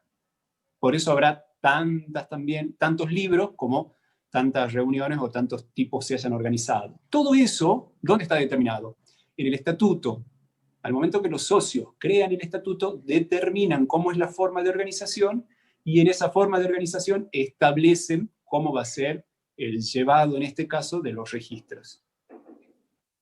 El acta muchas veces se sintetiza a cuál fue el tema en discusión y cuál fue la decisión. Nada más. Otras puede ser que transcriban todo. Comienzan diciendo que en la ciudad de Salta, el día 22 de octubre del año 2020, a horas 14, a horas 15:32, se reúnen en asamblea los socios. En asamblea ordinaria los socios. Y se detalla quiénes son los socios que están presentes. Qué tipo de acciones tienen, si es que tienen acciones, o qué tipo de cuotas tienen, si estamos hablando de cuotas.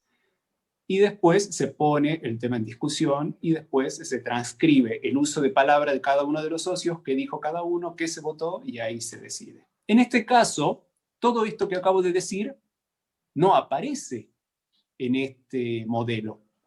Acá en este modelo ya está la síntesis o ya está la decisión final. Se reunieron los socios, discutieron y decidieron tal cosa. Es lo único que nosotros le decimos a personas jurídicas, a la Inspección General de Personas Jurídicas. Los socios decidieron que van a cambiar la denominación social. Ese trámite de cambio de denominación social implica algo más grande. Si ustedes siguen leyendo, en la tercera oración dice que ese cambio implica la modificación, ahí utiliza la palabra reforma, del estatuto. Ustedes, ahora viene la pregunta acá como la pregunta práctica. ¿A qué fines creen ustedes que se hace este cambio de denominación? Que puede ser una cuestión estratégica, de modernización, de actualidad, puede ser evitarse otro tipo de litigios y demás. Pero ustedes, ¿por qué creen que necesitamos hacer esta registración? Anticipándonos a la clase de mañana. Cambio de titulares o socios. Podría ser, pero no. Para que tenga efectos jurídicos válidos. Perfecto, Daniel. Perfecto, Daniel. ahí él responde que para que nosotros podamos producir efectos, porque todo tiene que estar registrado, también como dice Julio, pero tengan en cuenta que la intención de nosotros es producir efectos frente a terceros. Nosotros socios, o los socios en asamblea, deciden algo, y esa decisión no va a producir efectos frente a terceros, frente a otros socios tampoco va a producir efectos hasta que no se encuentre inscripta o registrada. Y en consecuencia tampoco podremos operar con el nuevo nombre. Ahí en el modelo ustedes ven, disculpen, que primero dice cuál era la denominación que tenía hasta el momento y después cuál es la denominación que va a utilizar desde el momento de la modificación. En consecuencia, después de ese momento, después de la decisión asamblearia y después de la inscripción, recién podré cambiar facturas, tickets, recibos, boletas, y recién a partir de ese momento voy a poder producir todos los efectos. ¿Se comprende? Y piensan ahí en todas las consecuencias que puede haber en no producir cambios, o no inscribir los cambios. Nancy, no sé si vos querés comentar algo. Sí, en realidad la idea es que ustedes se vayan familiarizando un poco con esta resolución, ¿sí? A medida que vayan avanzando las clases, la idea es que ustedes la tengan a mano y conjuntamente con lo que es la ley, lo vamos a ir observando y vamos a ir trabajando con ello, ¿sí? No se asusten, léanlo tranquilo, para que puedan identificar los distintos instrumentos que pueden llevar a cabo en algún momento cuando ustedes constituyan las sociedades, ¿sí? Piensen que ustedes ya están avanzando en la carrera y es lo más importante aprovechar esta instancia de lo que es la facultad para conocer un poco lo que es la práctica, ¿sí?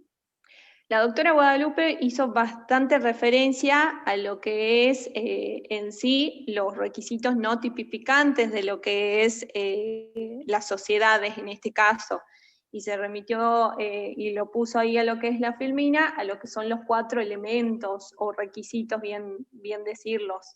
Hablamos de lo que son los socios, habíamos hablado de lo que era el nombre, en lo que es razón social o denominación, lo que es el domicilio, lo que es el objeto y lo que es el capital social. Si me permitís, Dani, ellos pueden, como modo de poder utilizar y comenzar a familiarizarse con esta resolución, podrían utilizar uno de los primeros estatutos, que está un estatuto social en el anexo 2, para poder identificar estos 5 elementos o estos 5 requisitos. Creo que está en la hoja 7. ¿Querés compartir pantalla o crees que vaya a la página? ¿Te animás a compartir la voz porque yo estoy con el celular? Ok, voy a la página 7. Ahí estamos. ¿Cuál querés que vamos desde el comienzo? Ahí tenemos o en el anexo 2, lo que es el acta constitutiva, que es la página 6, donde pueden ustedes identificar estos 5 requisitos no tipificantes, que respecto a lo que son, a ver si lo vamos viendo y podemos ir identificando juntos estos 5 requisitos, ¿sí? No sé, a ver, algún alumno que colabore con lo que es la lectura. A ver quiénes están conectados, tenemos varios conectados. O se me durmieron.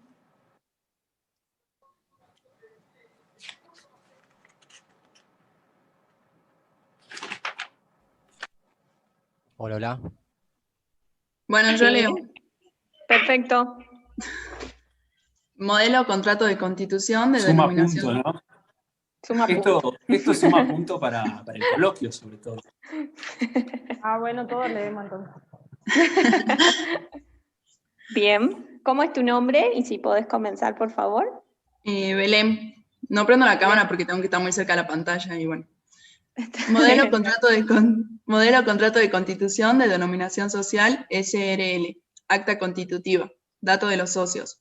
En la ciudad de Provincia de Salta, República Argentina, el día, mes y año entre 1. Si los socios... ¿Tengo que completar eso o leo nada más? Léelo porque esto es un modelo, ¿sí? Al momento en que ustedes formalicen lo que son las actas constitutivas, vamos a completarlos y vamos a hacer una actividad. En este caso yo solo quiero que lo lean para que podamos identificar dónde iría el detalle de cada uno de los requisitos. Ah, bueno. Sigo entonces. 1. Si los socios son personas humanas, deberán consignarse de cada uno de ellos los siguientes datos: nombre y apellido, tipo y número de documento, quit, quil, CDI, de nacionalidad, nacido, nacida, profesión, estado civil, casados, divorciados y viudos, consignar nupcias, nombre y apellido completo de los cónyuges y datos de sentencia de divorcio según el caso. Lo mismo para los convivientes e inscriptos, con domicilio real en calle, número, piso, departamento, localidad, provincia. 2.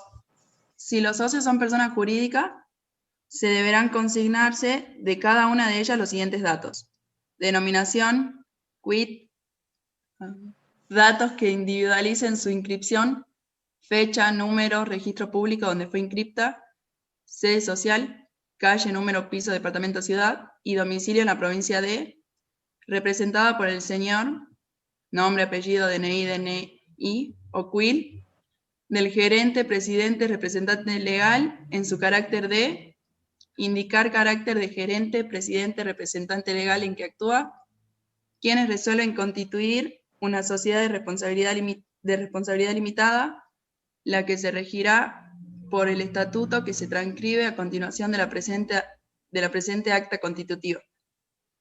Perfecto. Hasta ahí, a ver, otro compañero diferente, o Dani, si querés aportar también. ¿Qué se estuvo haciendo referencia? ¿A qué requisito no tipificante dentro de lo que son las sociedades? ¿El domicilio?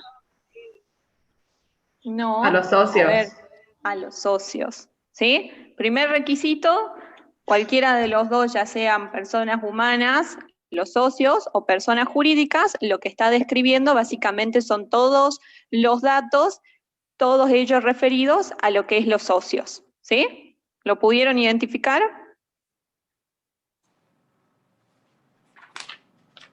Sí. Sí. Perfecto. Bueno, Sí. Vamos al segundo, al párrafo siguiente, así identificamos otros dos requisitos más. A ver, otro compañero.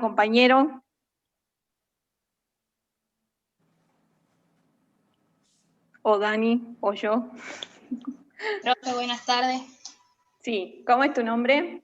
López Carolina. Carolina, perfecto. Seguimos con la lectura, donde dice 1, denominación. Bien. Denominación. SRL.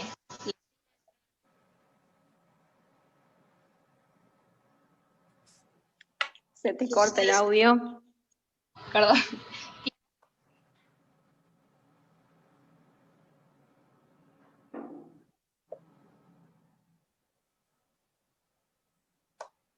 Creo que tenemos un problema de audio. Bueno. Julieta habla. Denominación Dale. y sede social. La sociedad se denomina, nombre de la sociedad SRL, la sigla SRL o la mención Sociedad de Responsabilidad Limitada. Y tiene su sede social en la calle, número, piso, oficina de la ciudad, provincia de Salta, la que podrá ser trasladada por resolución del directorio o de la asamblea ordinaria de accionistas. Los socios declaran bajo juramento que en la sede social designada funciona el centro principal de la dirección y administración de las actividades de la sociedad. Perfecto. Es importante que tengan en cuenta, creo que también había una pregunta en el chat con relación a eso, cuando hablaban de la sede social y después pueden surgir las posibilidades de subsedes o de sucursales o de establecimientos que no son el del lugar o sede principal. La sede principal es la que se constituye o se establece al momento del acta constitutiva, que hablando mal y pronto podría ser al momento del nacimiento. En ese momento donde dice nace y vamos a establecer que el lugar principal de la explotación y de la administración o de la dirección y administración va a ser en Salta, y vamos a tener, sin embargo, la explotación de la fábrica o la explotación de la empresa en otra provincia o en otra ciudad. ¿Sí? Pero lo que interesa a los fines fiscales, como preguntó también alguien, tiene que ver con esto del domicilio que nosotros tenemos en el lugar principal de la dirección y administración de la empresa. Respecto entonces Segundo a lo requisito tipificante. Ahí está, perfecto. Ahí, ¿qué podemos diferenciar? ¿Qué dos requisitos? Porque hay dos en ese párrafo. ¿El tipo de organización que va a tomar la sociedad, puede ser? La denominación. Perfecto. Vamos a hacer referencia más bien a lo que es la denominación. Al nombre, acá perfecto me dice Elena, nombre y domicilio, ¿sí? Si ustedes lo leen con detalle, está descrito o hace referencia a lo que es al nombre, tercer requisito, y a lo que es el domicilio. Sigamos el siguiente párrafo, es cortito esto, así que sí lo vamos a poder leer.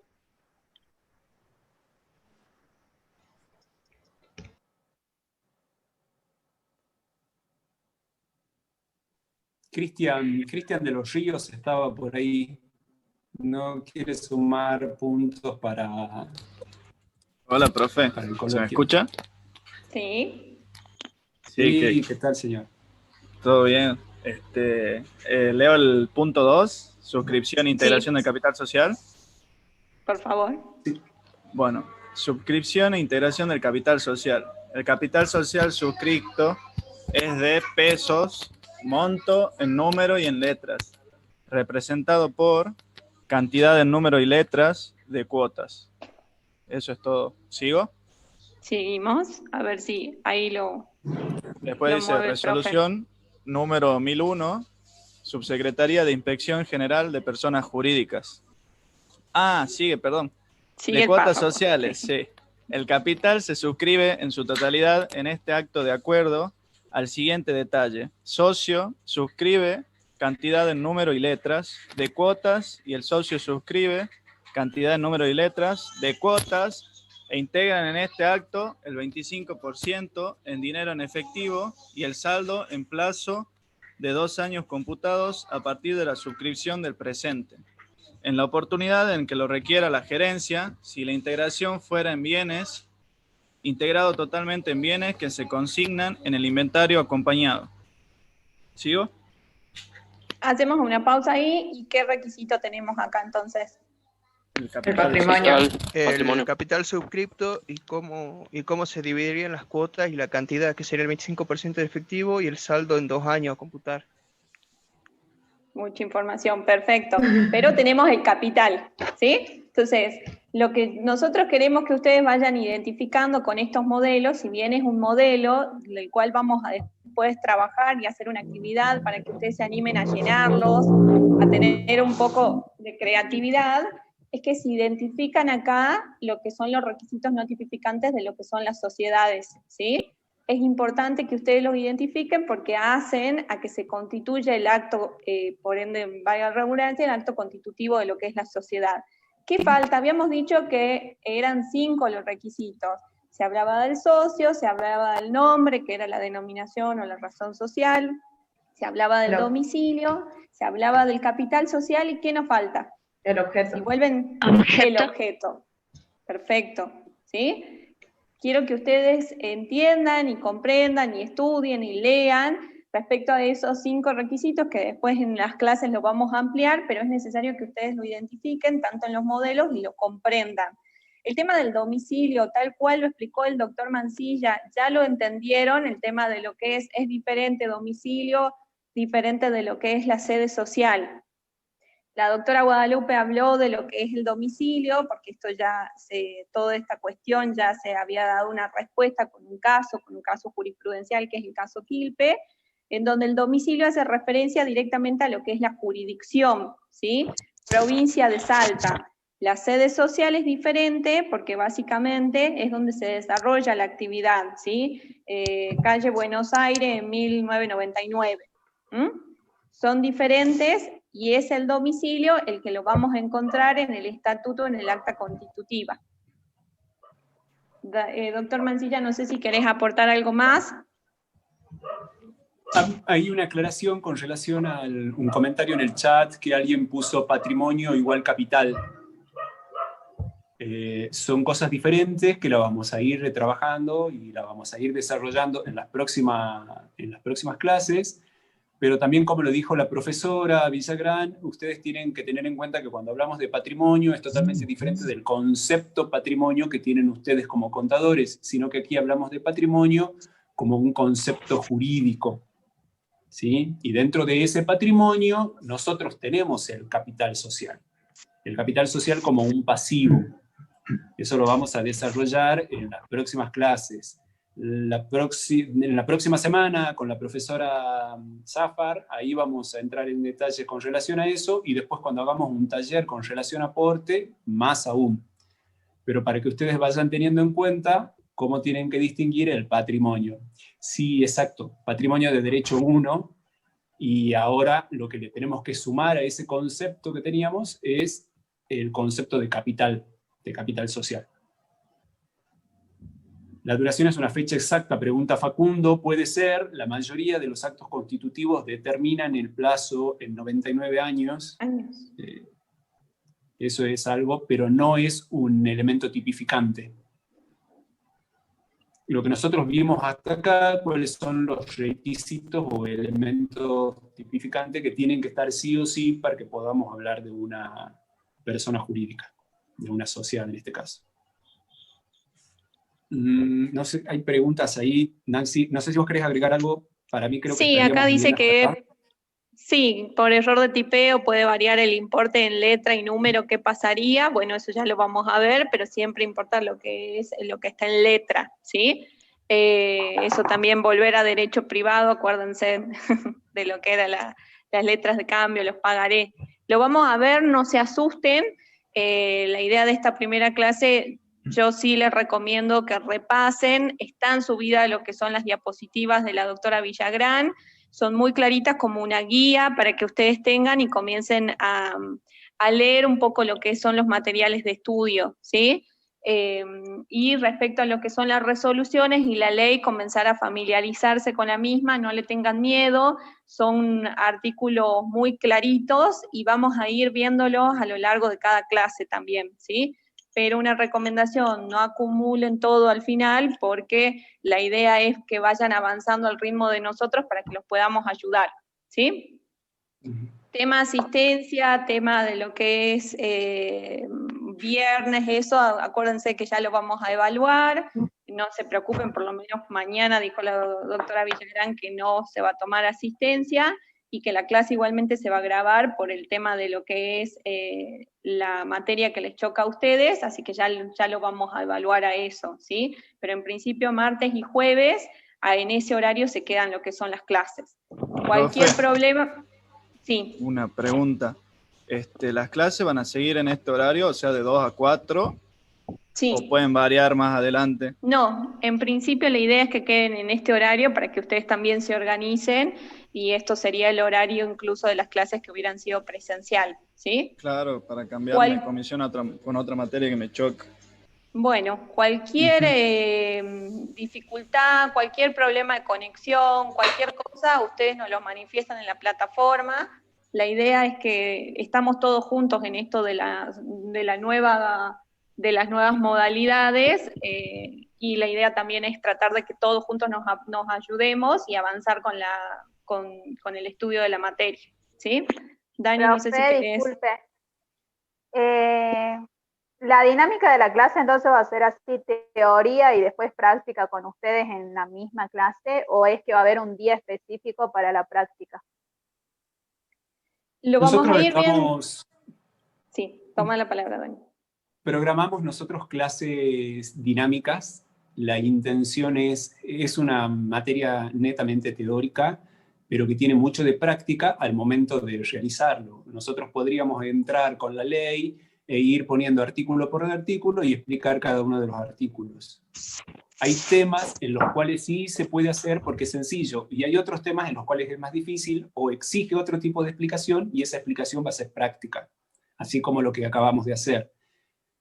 Pero la intención es siempre hacerlo dinámico y como para que sea más entendible o para que sea entendible.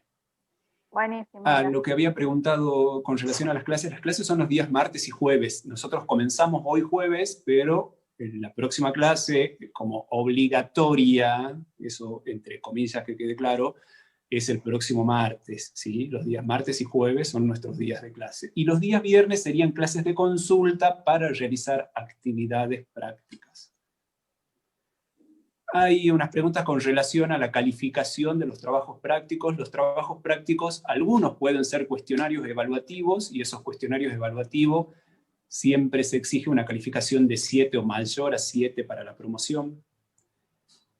Otros trabajos prácticos donde sean de elaboración o de redacción o de escritura, esos van a tener una devolución y seguramente también van a tener una calificación numérica. No me acuerdo qué otra pregunta leí con relación a eso. Profe, ¿serán todos individuales los trabajos? Sí. ¿Sí? Sí. Perfecto. ¿Tengo punto más o no? Ya, ahora veremos después quiénes siguen en el coloquio. Bueno. Había una pregunta ahí con relación a la naturaleza jurídica de la sociedad. Creo que no la encuentro ahora la pregunta. Si pueden volver a escribir la pregunta esa, por favor, así respondo y ya nos vamos a descansar. Profe. Sí. ¿Los requisitos que vimos hoy serían los del artículo 11? Sí, sí, los primeros. Gracias. La pregunta, con relación al tema de la... Ahí está. Sí. ¿Cuál sería la naturaleza jurídica de la sociedad, dice, para acceder a la bibliografía? Cuando nosotros pensamos en la naturaleza jurídica es porque queremos determinar dentro de la sociedad, es decirle dónde se encuentra ubicada. La profesora comenzó haciendo referencia, si no me equivoco, como que la persona jurídica era un reconocimiento de la ley cuando la ley le reconoce posibilidades o capacidad para adquirir derechos y contraer obligaciones. Entonces su naturaleza jurídica viene brindada por la ley.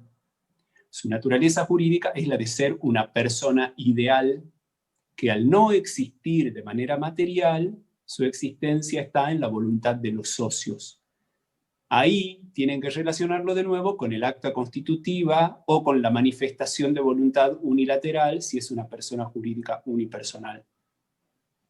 La persona jurídica nace desde el momento del acto constitutivo, del acuerdo de voluntades o de la manifestación de voluntad.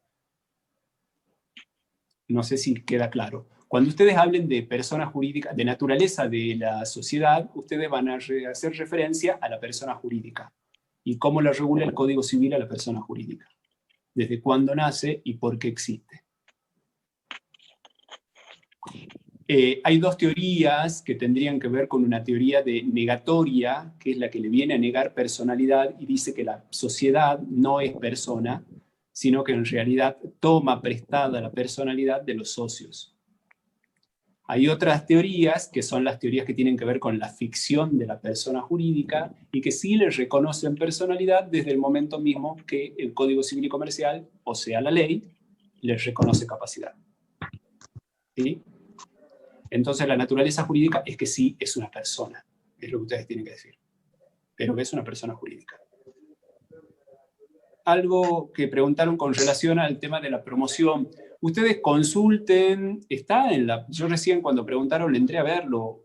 En el plan 19, ustedes para poder promocionar tienen que tener aprobado derecho administrativo. ¿Sí? Así que vean eso.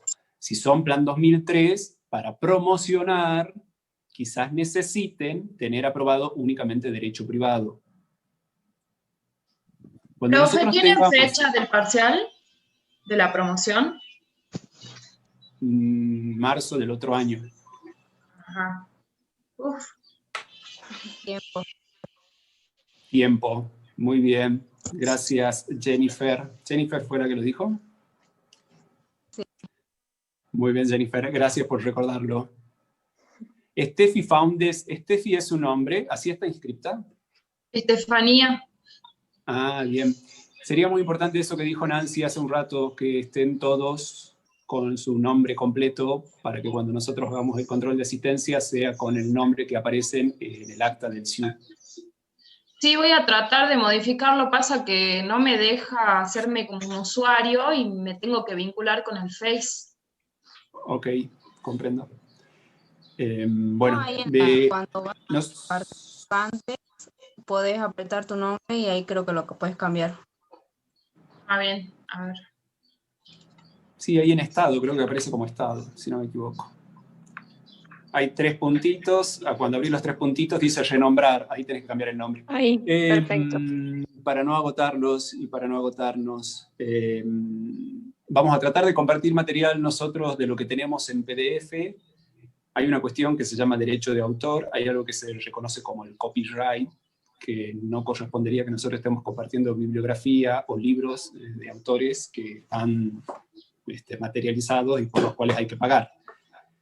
Sí, traten de conseguir en la biblioteca está digitalizando cosas, quizás a través de la biblioteca pueden conseguir. Eso por el tema bibliografía.